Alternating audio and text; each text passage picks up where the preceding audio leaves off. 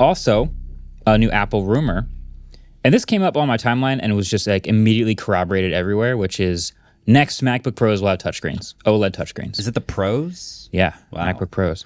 That's and interesting. That is it. And by next, you mean next year? Next year's MacBook Pros, like M5. Assuming if there is another one out this year. M5 or M6, maybe M6. But it looks like next year we're expecting, because all the rumors are seeming to agree now, that there will be an OLED in-cell touchscreen MacBook Pro. On sale. On cell. Say in-cell. On cell. I said in-cell, meaning IN space cell. But on space cell is the correct term. Got it. That's just a tech that incorporates the sensors in the top layer of the OLED. Yeah, I don't know if I want that. I know a lot of people who have been expecting it and asking it because of how powerful iPads have gotten and how much that experience seems to overlap with MacBook Pros. I use the touchpad, which is really great, and I don't think if they were able to develop some sort of like anti-smudge technology to put on the display, because I used to use a lot of Surface Pro devices. I had a Surface Book. I was like so hyped on the first Surface Book, and then I bought the 2 and I bought the 3. And I really liked it for Photoshop because being able to sort of just like zoom in by pinching on the area you need is very handy, and like panning around the screen. I really liked that.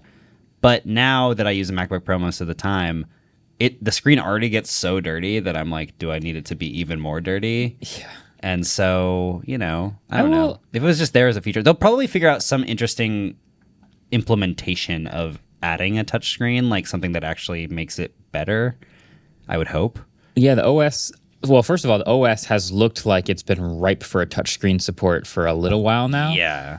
I will also throw in that I was very impressed with the nano texture iPad because it looks really good and it's a matte display, and it also seems to be durable enough and doesn't get a ton of fingerprints. So if they can do something like that for the MacBook Pro, because my MacBook Pro is nano texture but doesn't seem to be Gets as a lot of fingerprints. durable. Yeah, it gets a lot of fingerprints. So. I could definitely see, like, because there's the notification center where you can just, if you were just able to tap that with your thumb, it could be quicker. I feel like if you use one for long enough, when I was using Surface stuff also, I didn't care. And then I slowly started realizing small times that I would use it. And then I came to my MacBook and I was just touching the screen all the time. Nothing was happening. Yeah. It's really, even just like sitting right here sometimes, you can just like have your thumb and like swipe around on the page and like scroll for things on a plane or a train or something. That would be nice. Just reading articles. It's there's nothing.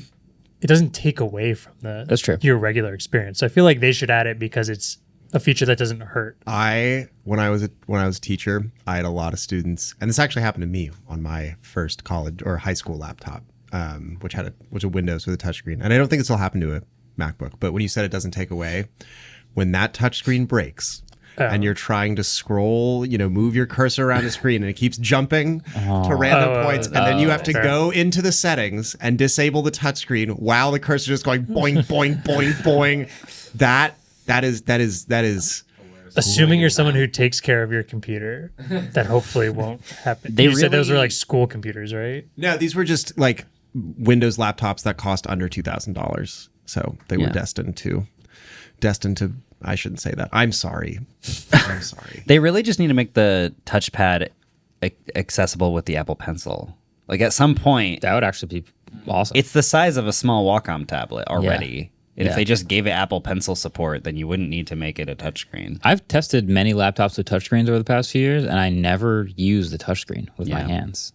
Like all the Surface laptops, all these other laptops, I'm aware that I can do it. The touch points are small enough that I just hit it with the cursor every time. Maybe I'm old school. I bet if you had it for long enough, I bet if this laptop had it and you were just using it every day, you would slowly start to find times where it's like just a nice Photoshop, little extra thing. I really liked it in Photoshop. I used the touchscreen on my Asus ZenBook Fold 17. I think I got that right. The one last year. No, the one from like 4 years ago. But I like that. It's the one that it sandwiches its own keyboard. That was like 2 years ago. And it has an easel. Yeah. You know what I'm talking about? Yeah. Zen. Yeah. Yeah, that thing is kind of fun. I like that. I actually use that with the touchscreen. Oh, that one. Yeah, it sucks. It's like the worst computer ever. But that's like different. That's because it's like not a computer. It's more like a folding tablet that has that runs Windows. It's a tablet that turns into a it's laptop. a tablet that runs Zoo Tycoon 2 because it still has DirectX support. Hell yeah. Okay, well, I hope to see that eventually. We'll see. There are a lot of rumors of another Apple event happening in the next like number of months. In this article, they seem to think Gurman and Kuo both think the like base MacBook with the iPhone chip in it are going to come out Q4 2025. The 13-inch or whatever. That's the one I'm waiting for. Okay, it's gonna be incredible. Might I need still have... something super small and light. That'd be great. I alternate really. I'm always like, I need it to be more maximalist. portable. Wait, I need the 16-inch. I hate that I sometimes have to edit on my laptop because if I didn't, I'd have such a thin and light laptop. Yeah. But for the 1 or 2 times every year that I need the power, I can't not have this. I'm really glad I switched from the 16 to 14. I will say that. I'm very glad about that. For those who are wondering, on the podcast, I was very torn. I did the 14. No regrets. Interesting. Yeah. All right. What is up, Clippers of the internet, but not the team of sports? The ones who... Whoa, sports reference. I think you have to like and subscribe to this video because David just made a sports reference. That was crazy. Los Angeles Clippers, right? Yeah. Just like the one in my medicine. Do you know cabinet. that because the owner is also a tech executive? Is that Steve Ballmer? Look at you go! Oh, he's on a tear. Damn. Wow. I'm on With Sarah Clippers, now. Clippers sacks. Name one player. LeBron James. And that's where we lost him. Max Verstappen.